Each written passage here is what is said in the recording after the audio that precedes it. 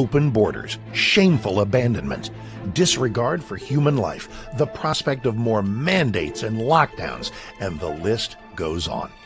Now more than ever, we need to stick together. Voting alone is not enough.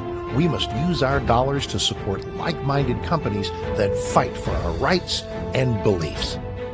Patriot Mobile is America's only Christian conservative wireless provider who shares your values. Last year, we gave more than $500,000 to conservative causes. With your support, we'll give more than $1.5 million this year. It's time to band together and support companies that truly love America and fight for our freedoms. Will you join us?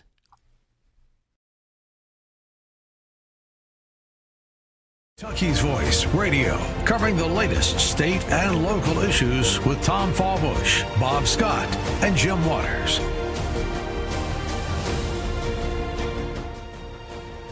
And welcome, everybody, to Kentucky's Voice. Your host for the day, this wonderful Wednesday, Andrew Cooperrider. Very happy to talk with you all today. We will be covering a little bit of thoughts on the elections going on in Kentucky. Of course, the ones grabbing the headlines, the Senate race, the 4th District race, the 6th District congressional race, which is still going on, a very important race as well. Just kind of give you my thoughts on it. On Senate race, we'll probably spend some time discussing whether or not Trump will endorse, the factors that go into that process. If he doesn't endorse, how I think that race will end up playing out. Just a little bit of election analysis across the board there as far as it goes. In the 4th District, we'll, of course, be discussing Ed Gowron and Thomas Massie.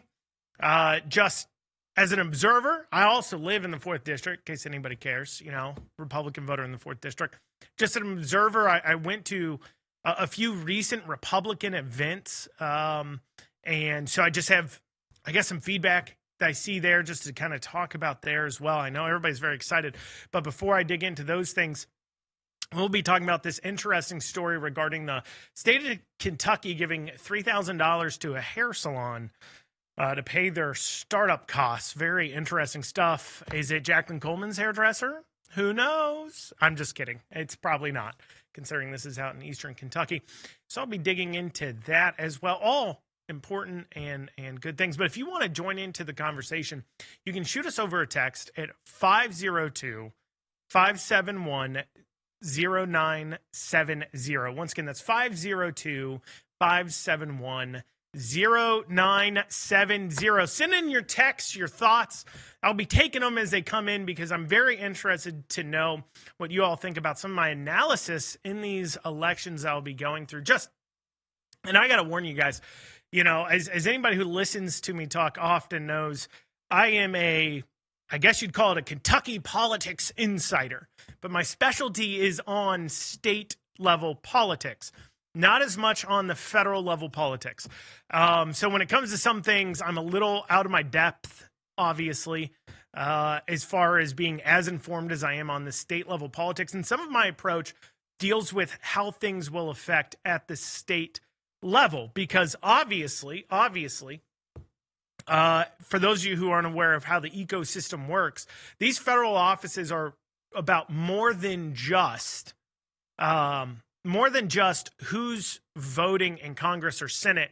The main effect these offices actually have on your policy within the state has more to do with the apparatuses they build. They're able to kind of bring in money to their PACs, and then give that money to state level candidates.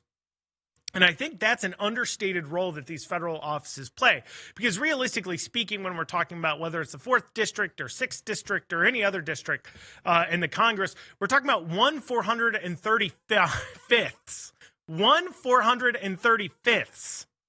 I'll say it again, 1/435th of 1/2 of 1/3 of the federal government. Realistically, oftentimes their votes really are kind of inconsequential across the board. Really, it's just about obviously what party they're in, and as such, there's a few times where it's a close house where obviously that matters. But as far as long-term policy, it really deals with the state, especially too, as we talk about, what might happen in the House in order to help get Trump's agenda passed. Will he be able to do anything after this November? Who knows? Indications say probably not. So we'll dig into that as well. So I'm sure you guys have opinions on a lot of these things. As I said, we'll start off, though, with this state story about hair salon. Getting a little bit of that taxpayer chatter. Sounds nice. Once again, if you want to join into the conversation, 502-571-0970. Once again, 502-571-0970. Send in those texts. That's the Kentucky Voice text line. If you like what you're hearing, you want to hear me talk more, you can head over to theandrewshow.com. Once again, that's theandrewshow.com. See all the places where you can listen to the Andrew Cooperrider Show. You can also listen to it right here on 970, Sundays at 6. But we'll be back in just a short minute.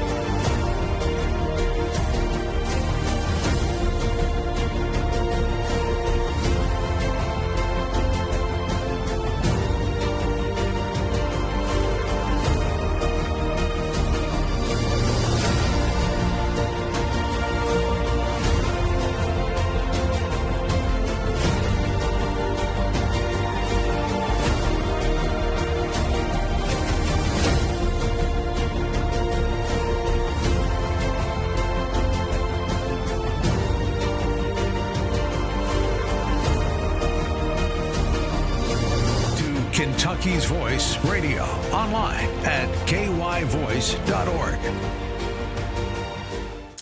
And you're back on Kentucky's Voice, your host for the day, Andrew Cooperrider. Once again, if you want to text in, that's 502-571-0970. Once again, 502-571-0970. 502-571-0970. So, as some of you who have listened to me for a long time know, I do occasionally, because I have no life, apparently, we'll scroll through the newly awarded government contracts that are being handed out by our government. Of course, the process is it's supposed to go through the contract review committee in the state legislature. That contract review committee, when they're out of session, especially, is kind of toothless. They can vote to not allow a contract, but then it goes over to the Beshear administration to veto. They are unable to overcome that veto. So if the Beshear administration proposes the contract and they're like, we don't like it, the Beshear administration can just overcome it. It's difficult to overcome that. They have taken some steps, the legislature has, to try to make that a little more important, a little more of a process of being able to push things down. They've tried to shift the veto authority over to the state treasurer. So that way there's at least two different essentially elected officials kind of weighing in on it. So that way it's not the people who are originating the contract that get to overcome the veto when they take issue with the contract. So the process would be the Beshear administration proposes a contract, the legislature committee on it gets to vote whether to approve it or not. If they don't approve it, then it would go over to the state treasurer to make the decision on whether or not to approve it. That law was passed, but then challenged in our state courts. So that's kind of in a holding pattern there, as last I knew. But I was digging through those contracts because, once again, I have no life. And one of the contracts that caught my eye, and this isn't a huge contract now. I mean, you know, typically I can point to, if somebody said, give me $1 billion of waste, I could pull it up for you. Okay. So this isn't a huge amount of money at all, but it's a real head scratcher. And I think it speaks to somewhat the thought process of our government. So here you go. So Kentucky is paying the startup costs for a private hair salon because I don't actually know what the reasoning is here. We'll talk about that. But so this month, the state of Kentucky approved sending almost $3,000. I believe is $2,980. So $3,000. It was over $2,900. So basically $3,000 to Sweet Magnolia Salon,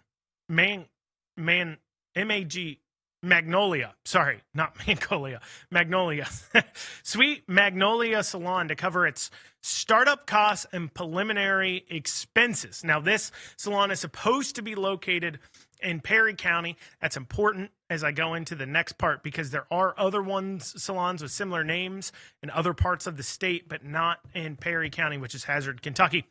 But so going on though, additionally, when I searched Sweet Magnolia Salon in Kentucky's business entity search, that's the Secretary of State's website, I couldn't find any business registered with the state using that name or it being a registered DBA of a company. Now, what does that mean? Well, it's possible, and this is really possible for especially one-person operations in salons, is they operate as a sole proprietorship. They don't operate as an LLC. They operate as simply a sole proprietorship. And the legal requirements when you operate as a sole proprietorship is you simply register, if you're going to operate under a trade name like Sweet Magnolia Salon, you have to register that DBA with your county, but not with the state. Now, the county records are not public, so there's no way to verify that's the case, but that's how you're supposed to verify it, okay? So it's not necessarily that the business doesn't exist just because it's not in the Secretary of State's website. What it could mean is it's a sole proprietorship, which essentially means we didn't give a business $3,000. We gave a person $3,000 to cut hair. Specifically, it's coded to cover the startup costs and preliminary expenses of the hair salon. Now, once again, is $3,000 a lot of money in the grand scheme of taxpayer funds? No, obviously it can be a lot of money to an individual. I mean, a lot of us would be very thankful to have an extra $3,000 just show up in our bank account. I know I would. I mean, I'm assuming most of you would be very happy to have an extra $3,000. But at the same time, this does raise an issue when the contract was issued to Sweet Magnolia Salon, not a person's name, and there's no public record available to tell us who owns that. Even the cosmetology license is in the name of Sweet Magnolia Salon. It's not in the name of a person. So in other words, we gave $3,000 to we don't know who. Like, we don't know who. The legislature committee didn't ask any more questions either. They didn't ask, like, who is this? Who are we giving this money to? Or do they have ties? Is this a campaign payoff? Have they donated money to the local judge or somebody else? And so they would go ahead and put this forward on their behalf? Can we tie this to any kind of quid pro quo? No, we can't. And I'm not saying that even happened. My point is though, when the information is not public, we don't know who's getting this money. Additionally, as a conservative, I don't think government should be picking and choosing winners and losers. If it's so difficult to start up a one-person hair salon operation in Kentucky, maybe we need to be looking at what we can do as a government to make it easier for everybody to start up a business. Maybe we don't require fees for initial filings across the board. Maybe we reduce things like cosmetology licensing fees across the board. Maybe, I don't know, we reduce our tax burdens across the board. And it's funny because I post about this and a lot of people are like, oh, you hate small business and everything else. And you know what? I'll be honest, I'm not somebody who's so set in their ways. One of the things, especially when I was running for office and everything else, a lot of campaigns will make sure to surround themselves with yes men, with people who just constantly agree with them. That was quite the opposite. I never felt like when I was on the campaign, my campaign staffers or anybody else was, quote unquote, working for me in the same way as if they were like working at my business. And they were very free and open to completely tell me I did something wrong. They disagreed with something and to be like, look, you're an idiot. That's wrong to do. Because in politics, especially when you're talking about important things, you never want to be unable for somebody to come up to you and talk to you and challenge your viewpoints. You know, I used to work in sales, and one of the ideas in sales, and this is in a book by Zig Ziglar, who I was a huge fan of, read all of his books. He said, when it comes to sales especially, reasonable people, equally informed, seldom disagree. Which means if you and somebody else are disagreeing, you have different information, you have different life experiences, you have different ideas. And so it's reasonable for you, if somebody disagrees with your viewpoint, to say, okay, what do they know that I don't? What do I know that they don't?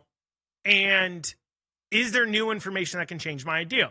So a lot of people were making the comments that I just hate small business and this is super helpful and I'm wrong to even bring this up. And you know, I was thinking to myself as I was working in my own business, am I wrong?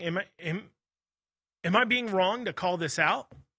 And then I remembered that not only have I built my own business worth millions off of $5,000, but as I'm thinking about that, I'm sweating my butt off outside doing work in one of my businesses to be able to make sure that, you know, things operate, bills are paid, everything else. I also remembered that I write literally checks for tens of thousands of dollars in taxes every year. And you know what? I don't get $3,000. And I decided, you know what? Maybe I'm right. Maybe it is completely ridiculous for them to take my hard-earned tax money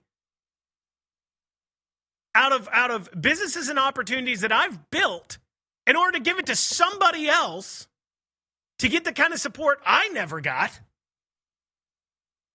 to help them start their business cutting hair. It's not as if it's, and this is the other thing, it's not as if it's a business that's going to bring in, you know, a lot of times when I bring this up, elected officials especially will be like, well, Andrew, it's going to bring in thousands of jobs, or it's going to really revitalize an industry, or will bring tourism to the area. We're helping the area out. You can't even claim that with this. It's a hair salon. Either there's a customer base for it or it's not. The startup for a hair salon isn't hundreds of thousands of dollars. Clearly, the grant for the startup funding in this case was $3,000.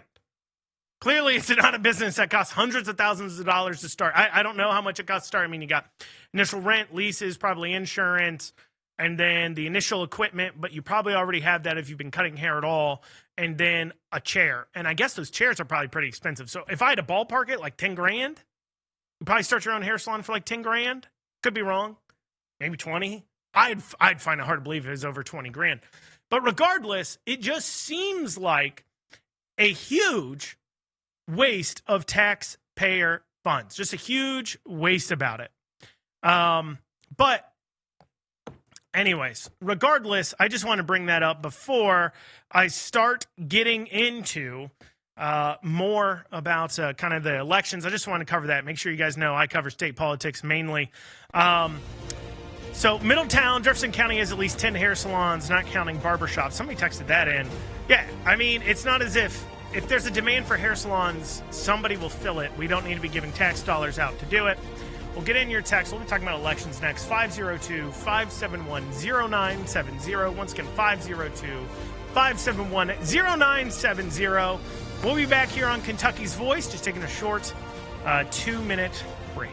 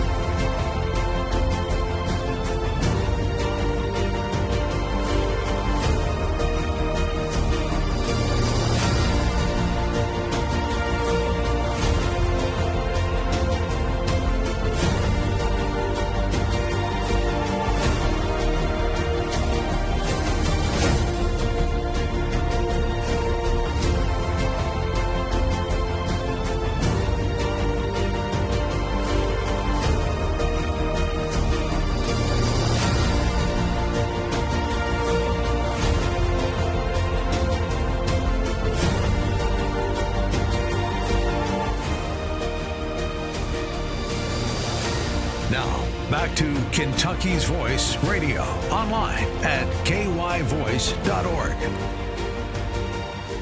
And you're back on Kentucky's Voice. We're going to be discussing about the federal elections, things going into them, things not. I want to start off talking about the Senate race because I know some of you listening may be in the 4th District. None of you listening, unless you're listening online, are probably in the 6th District. But all of us, if you're a registered Republican, can vote in that Senate race. And there is a lot going on in that race. Of course, it's starting to ramp up.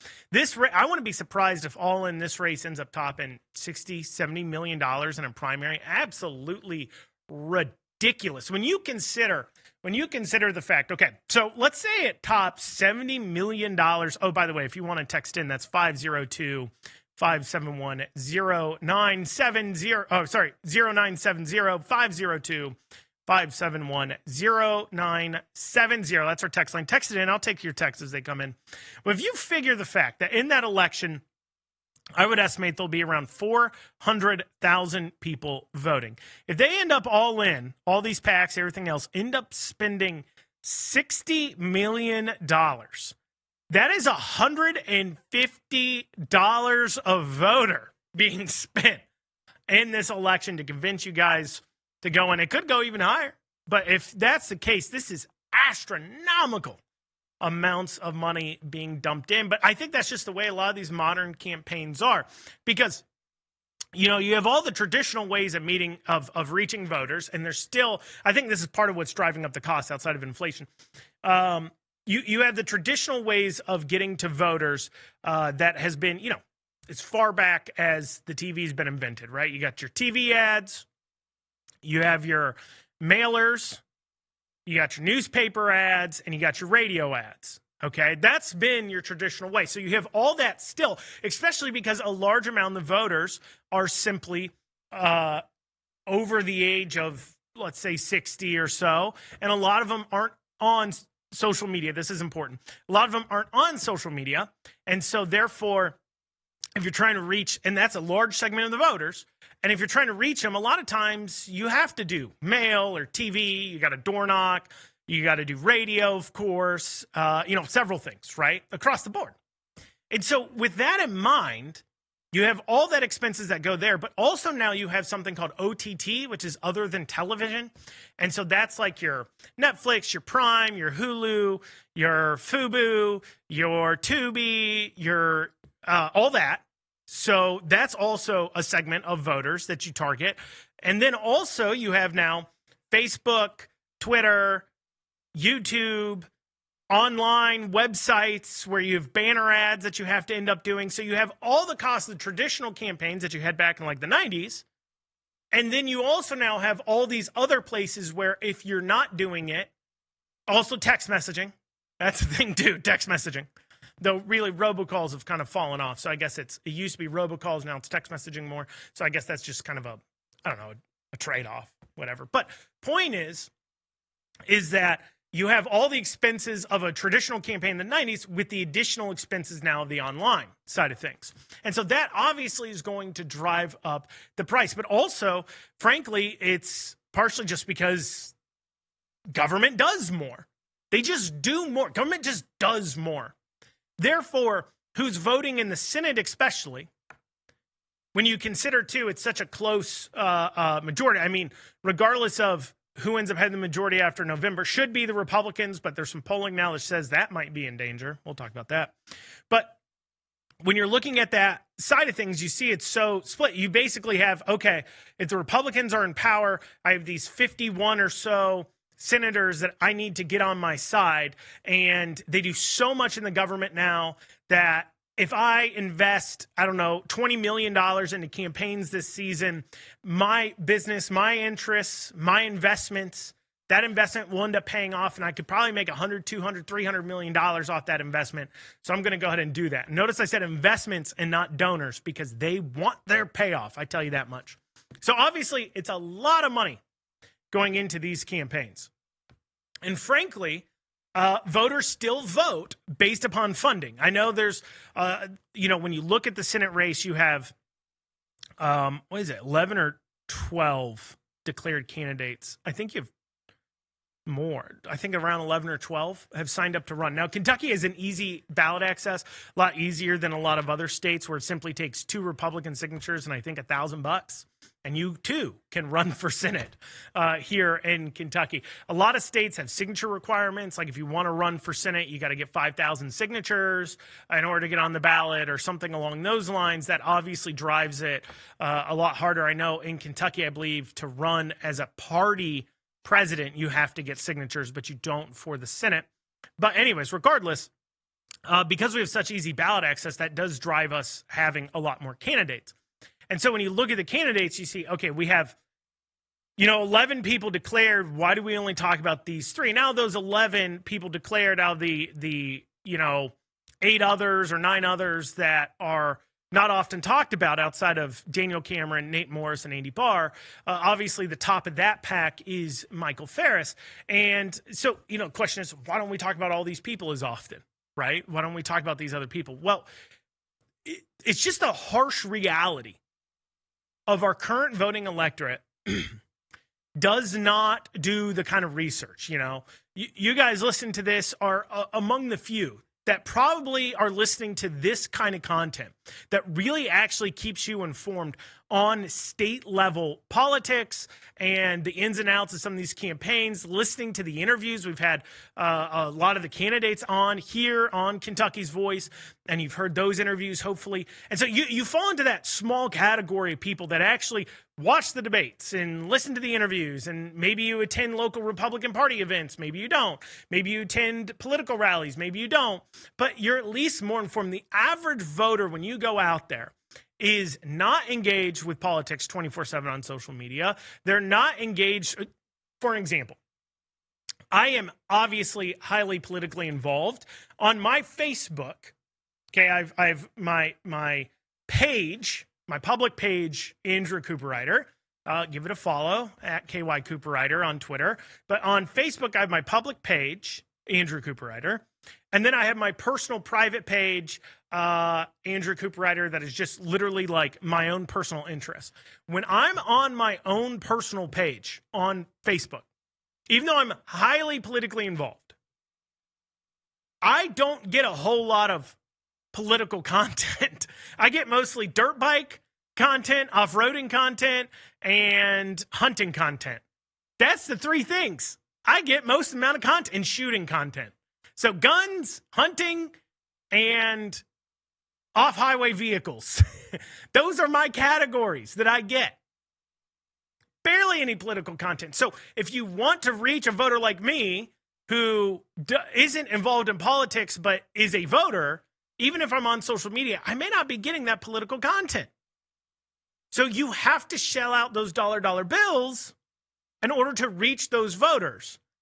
Because most voters are not going to sit down with their ballot and go Google every single name or everything else. They're going to rely on their mailbox, the door knocks, the TV ads, the other advertising to inform their position.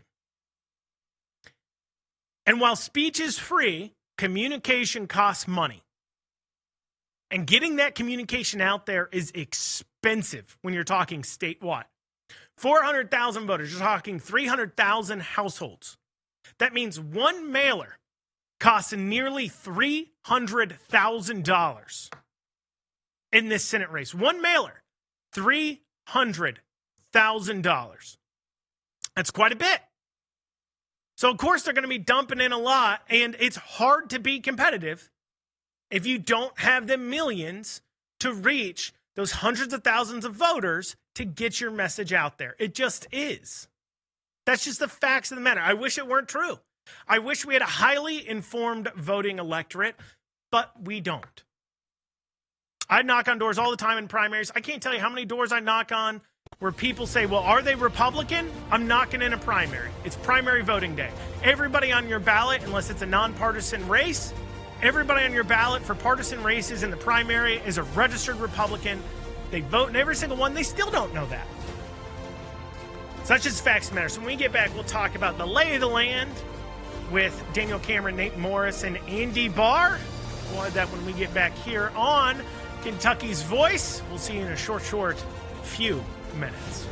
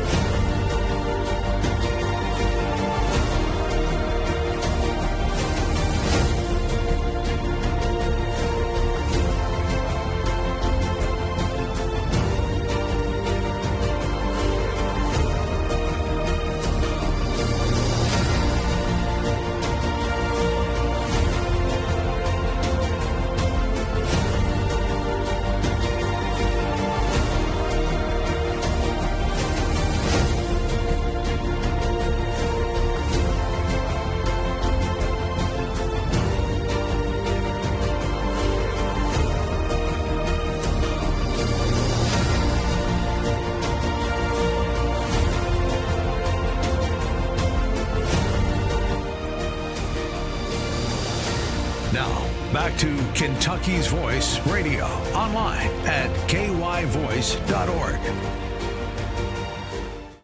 And you're back on Kentucky's Voice talking about that U.S. Senate race here in Kentucky, talking about the candidates here that are really running a pretty tight race, generally speaking. Overall, you have, of course, Andy Barr, Daniel Cameron, and Nate Morris, as far as the top three, as far as polling goes. As I said in the last segment, out of the pack of people that are kind of the lower money candidates, obviously you have Michael Farris pulling out of that pack. I think it'll be difficult for him to pull off more than 5% in the election. Really just factors into whether or not he, quote unquote, ends up spoiling another candidate or not. I don't think, realistically speaking, as I laid out, just factually from having run races, talking to voters, knowing the level of information most voters have, if you don't have the money to reach into their homes and meet them where they are, it's really, really difficult to run a campaign just off social media and it be successful. It just is. Just is. And you need several touches of a candidate in order of a person in order to convince them to vote as well, for the name to stick. You know, one call isn't going to do it. One door knock isn't going to do it. One time seeing a name isn't going to do it. You need like 6, 7 touches in order to get a person to really stick with a candidate. So with that in mind, I think the biggest thing across people's minds when it comes to the Senate race is, what is Trump going to do? Is he going to endorse in this race or not? I mean, the election day, I believe, is the 20th. So we're about 3 weeks out or so. If he's going to endorse, you have to imagine it might be within the next week. Now, let me tell you what I'm hearing. As I said, I've billed myself as a little bit of a political insider. Obviously, a lot of campaigns talk to me. If you don't know why, I guess go over to, you can follow me on social media and you'll see that, just there's a fair amount of content. I post only about Kentucky content too. So while I don't have a massive amount of followers, I've got about 20 or so thousand on Facebook and 6,500 or so on X. The key thing is they're all like Republican voters in Kentucky because of what I talk about. So I do get some information from campaigns. Obviously, they're filtering it to make themselves look as good as possible. But here's what I'm hearing.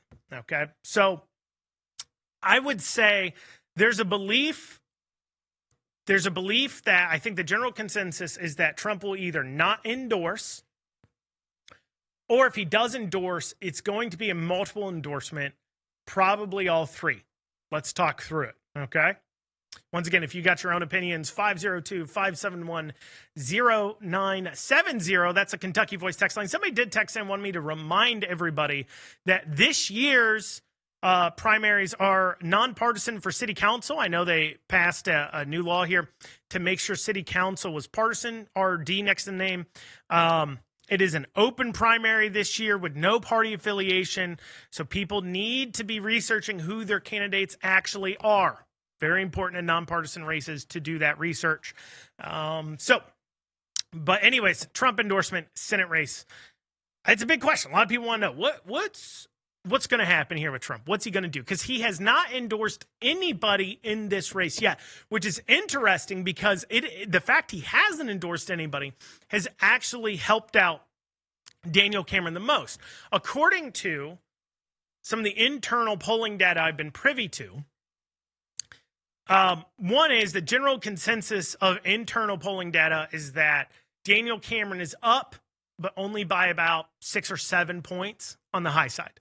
Now, I know we've seen some public polls that have Andy Barr leading by a point or two, but the internals coming out of the campaigns, and honestly, I trust them a little bit more, only because if they're not public and they're just kind of telling people where they're at or kind of like on the sly, and I've talked to a few different campaigns, so I've got multiple sources from different campaigns verifying this.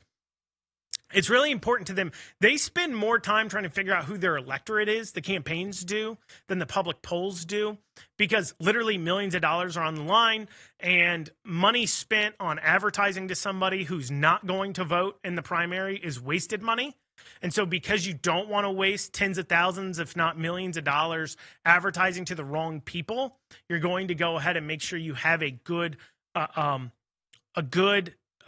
universe of who your voters are going to be. So the internals, generally speaking, across the board that I've been privy to, have Cameron up about 5 points. And the number one reason they believe that he's up those 5 points is because the voters believe that Daniel Cameron is endorsed by Donald Trump. Now, that's not a crazy thing to believe because Donald Trump has endorsed Cameron twice before, once obviously in the Republican primary for governor, once as AG. So he's been endorsed by Trump twice. It's not crazy to think technically 3 times if you count the governor's race then in November or from 2023 past the primary. So technically 3 times if you count it that way. But regardless, what we see across the board is that a large chunk of the voters believe Daniel Cameron's endorsed by Donald Trump. And if Donald Trump endorses somebody else, Daniel Cameron's support doesn't crater per se, but it does drop significantly lower enough where it does not put him in the lead anymore. It puts him it puts him in second place to whoever does get that Trump endorsement. So a big question about the board across the board is Trump going to endorse or not? And there's a few things I think playing into this. First off, you have the KY 4th district race between Ed Gowron and Thomas Massie. I believe that the fact that race across the board in both the public polling and then also, once again, any internals I've heard whispers of have Massie up in that race by about 6 or 7 points. And I think that has made Trump somewhat gun shy about endorsing in Kentucky across the board and other races because he doesn't want to look at it and say, look, if I lose this primary in Kentucky, then the media, of course, will use that to say, oh, well, Trump won Kentucky by 30 plus points, and yet his endorsed candidate in the primary loses. That would point to an idea that Trump's influence is waning, and the media would run with that. And if he makes another endorsement in another race in Kentucky that doesn't work out for him, if he endorses the quote unquote wrong person, and I'll get to why this is important, then that can also be used to point again. So I think maybe the KY 4th has made him a little bit gun shy. So with that in mind, and this is important because when you see the breakdown, if you say Daniel Cameron's first 5 or 6 points, Andy Barr's coming in second at like 22-ish%, and then Nate Morris is coming in third at, let's say, like 15, 16%. Nate Morris has, I think, enough connections because he's got Donald Trump Jr., he's got Charlie Kirk's endorsement. I don't think he has Donald Trump Jr. quote unquote endorsement, though it's quite clear he really supports him, considering Nate Morris announced his run for Senate on Donald Trump Jr.'s podcast. He obviously has J.D. Vance's support. He's got Vivek Ramaswamy's endorsement. He's got Bernie Moreno's endorsement. I believe he has Markwayne Mullen's endorsement. So he's got a lot of people in the Trump orbit's endorsement, so much so to the point that I think it's enough to fend off Trump endorsing against Nate Morris, because if he comes in and endorses against Nate Morris, these other people in Trump's orbit might be upset, might be thrown off by it, might affect some of their support there. But for Trump on the same side, endorsing a person currently in third place might be something he's gun shy of, simply because he doesn't want to rack up another loss in Kentucky if that happens in the 4th district. And we'll talk about the 4th district in a bit. But so I think Nate Morris has enough juice to fend off an endorsement against him. So if Trump endorses somewhere else in the race, I would think, based upon that Nate Morris will also get the endorsement. So that goes into, okay, so if Trump endorses somewhere else, maybe he also endorses Andy Barr. Well, the reason to endorse Andy Barr, there's reasons to not endorse and there's reasons to endorse. The reasons to not endorse is we've seen a lot of things, obviously, about Andy Barr not always being necessarily 100% with Trump. We've seen, where he supported some of the congressional members running for re-election and the Republican caucus that voted to impeach Donald Trump there in 2020. Well, it would have been 2021. The impeachment vote took place there in 2021. Barr supporting that. We've seen some comments about Barr saying that Donald Trump, I believe I've seen these comments, saying that Donald Trump was somehow a part of or has some blame in the January 6th situation. He's had to recently fire his campaign manager for some, I guess, anti-Trump tirades he made on social media. And so there's reasons not to right there. There's reasons to, on top of Andy Barr being Trump's state level manager or campaign director in Kentucky, which, obviously Kentucky's a pretty safe Trump state. So it's not like that's like super important. We have the right person, you follow me. That's more of a political thing of trying to bring in support than it is about like, who do you actually like and who can do a good job. But regardless, but the other thing playing into this is that after these primaries before November, because face it, Republicans could, and right now, unless something changes with, I know Louisiana has some redistricting they might be doing. Texas might revive their redistricting. There's some other states that might go ahead and redistrict after what Virginia did. But Republicans might lose the House. Right now, the betting is that they will lose the House. So Trump's going to want to get done any kind of his last minute agenda items because he may be a lame duck for the next 2 years. So he's going to want to get that done. And if he endorses in the Senate race, but doesn't endorse Andy Barr, you could be worried about sour grapes Andy Barr not supporting Trump's agenda in Congress. And if you're worried about that, that would be a reason to say, okay, we can't just solitarily endorse endorse Nate Morris because we don't want to upset Andy Barr and that come back to bite us in Congress. See what I'm saying? So that does play into it. And then you have to say, well, if you're going to endorse two, well, Daniel Cameron's right now by, polling data seems to be in first place. You might as well endorse three. I mean, you've endorsed the guy before. You might as well endorse all three. Hedge your bets across the board. So maybe you have thoughts on this. You can get in your text 502-571-0970,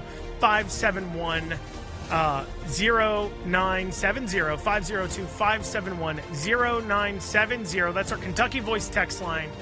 continuing to discuss these federal elections coming up after this short 2-minute break.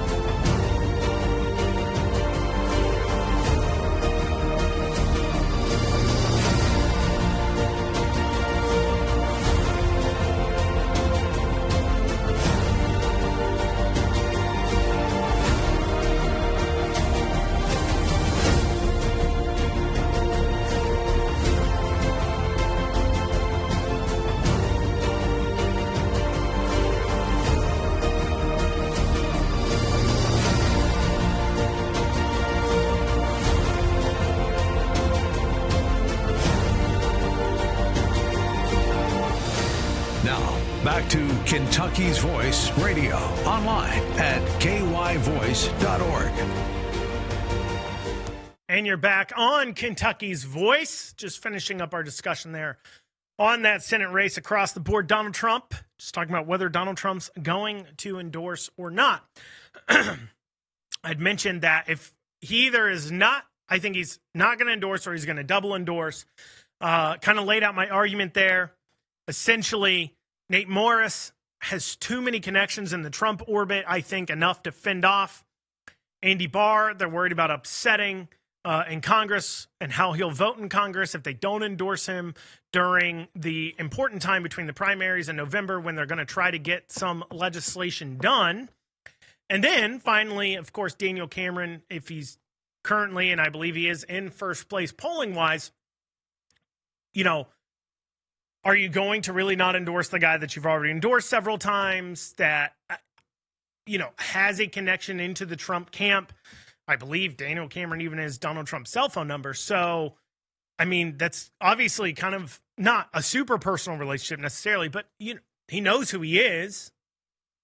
So what's he going to do there? That is a good question. And there's some other factors playing into it. And I was talking about how the 4th district, the Ed Gowron versus Thomas Massie race might be making him gun shy because all the polling data currently has Massie up about 5 to 7 points in that race, which is somewhat remarkable. And I don't think, I got to tell you, one, I'm a voter in the 4th district, but obviously I work in media.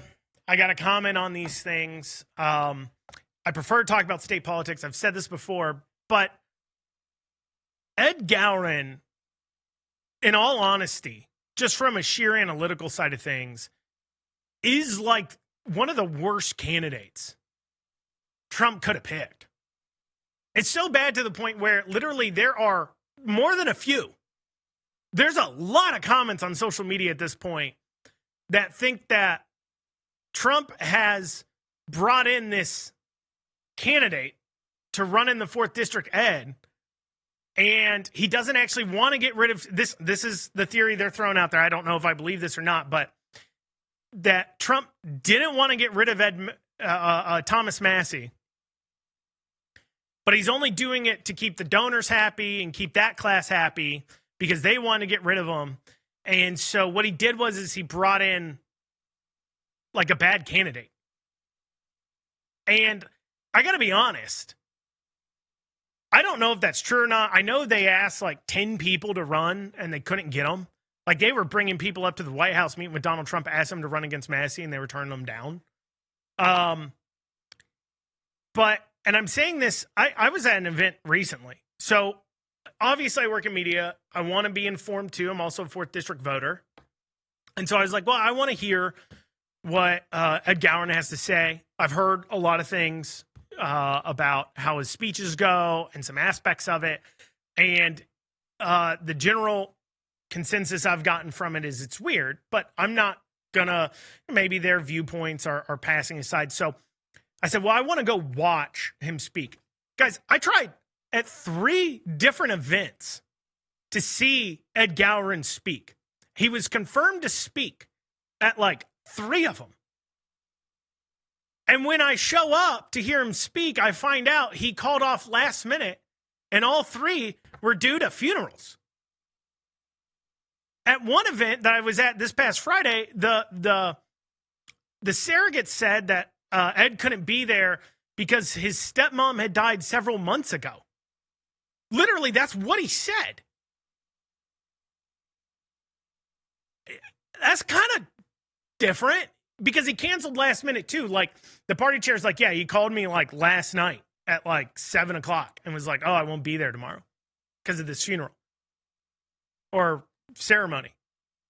I know there are situations that lead to somebody being buried, 2, 3, 4 months after they've passed. But I don't think those generally like creep up on you. It's not like a sudden last minute cancellation. And then on top of that, the refusal to do debates or forums, guys, it goes beyond debates or forums. This past week, Kenton County's Women's Club had Ed out to speak, was having like a little talk. Massie, Ed did show up. Massie wasn't there because obviously he's in Congress. Gowron was there. And Thomas Massie's group, I guess, they always bring like a video camera to record their surrogate speeches. In this case, it was State Senator Jay Williams, who I believe has that county too in his district, that was making a speech on behalf of Thomas Massie. And in recording that, so they bring out this camera to record it. And then the Kenton County Women's Club tells them they can only record Jay Williams' speech. They couldn't record Ed Gowron's speech.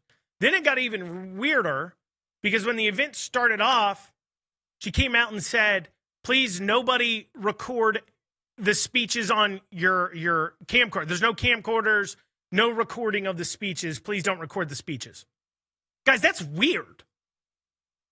And this isn't the only time that there's been an Ed event where they're told not to record. He was at a Dairy Queen like a month ago, and a guy was there watching him talk, and he was recording the speech. He was just recording it. He didn't work for the Massie campaign or anything else. He was just recording the speech like a normal, like he's a 4th district voter. He was recording the speech. I don't know why. Maybe he wanted to post on social media, or his family wasn't there and he wanted to share it with them or something along those lines. But regardless, he wanted, as a candidate, the idea would be I want as many people as possible to hear me speak.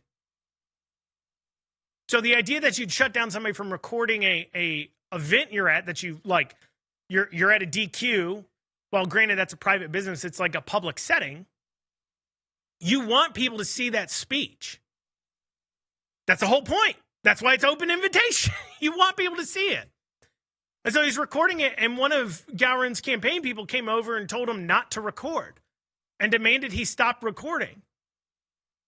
And we know it was one of Ed Gowron's people because afterwards, the campaign reached out to the guy who was recording when he posted about it. Like, guys, I was just recording this speech, and they told me not to record his speech. I was just going to share it with my Facebook. They told me not to record it. And the campaign reached out and apologized, saying, oh, sorry, we shouldn't have told you to do that. But then they follow up with, like, the Kenton County event. And the chair of the Kenton County Women's Club, I believe, works on the Gowron campaign. And them coming out saying, don't record speeches. What is going on? That this guy can't be recorded. what is going on there? And I'm saying this sheerly as a press side of things. You can hate Massie. You can think his voting record sucks, and you can support Ed Gowron, and that's fine. But just from a press and media side of things, what is going on in that race that nobody can record this guy talk, and he no-shows events, and he won't do a debate or forum? I don't know.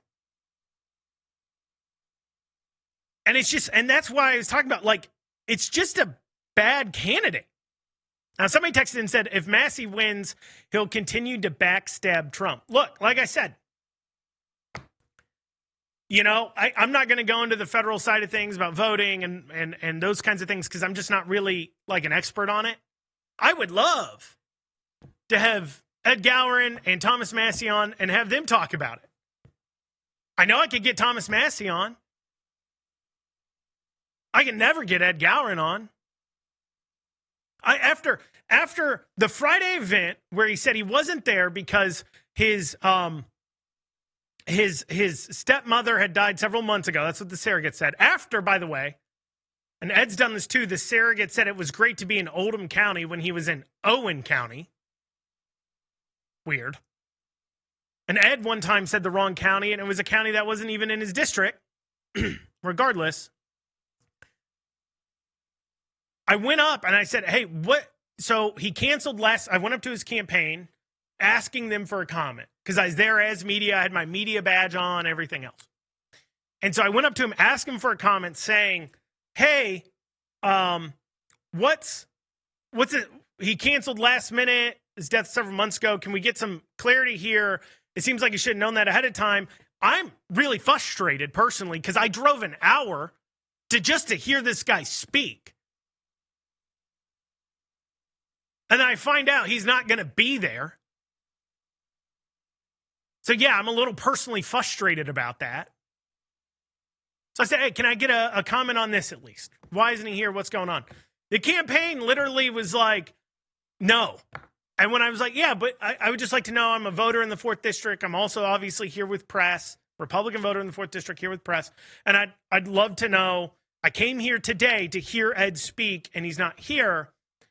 And according to the party chair, he canceled last minute. I'd like to understand this better because this has happened more than once, by the way. This has happened. You know, this seems to keep happening. I'm somebody trying to hear from him. How do I do that? And they literally turned their back on me and walked away. I mean, look,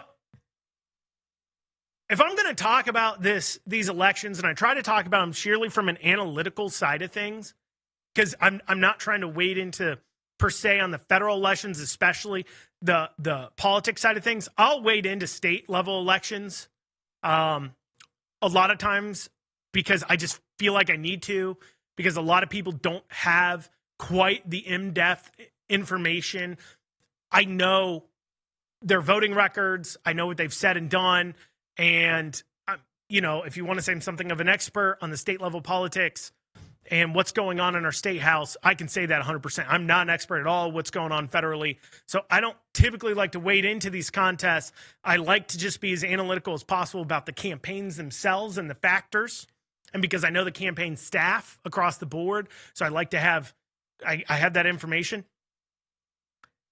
It's really hard as a member of the press and as being somebody who's trying to be analytical on campaigns, to be analytical and tell you what's going on in a campaign when they don't talk to you, when they don't take questions from the press, where they turn down every interview that they think might be not somebody who's just going to let him talk for 30 minutes and say whatever he wants and not interrupt him. It's hard. Just objectively speaking, it's difficult. And if Thomas Massie wins that race, it's not a referendum even as much on Trump, in my opinion, as it is just, geez, oh, Pete. Was this a serious candidate to begin with? I don't know. Well, y'all, that's what we got time for today on Kentucky's Voice.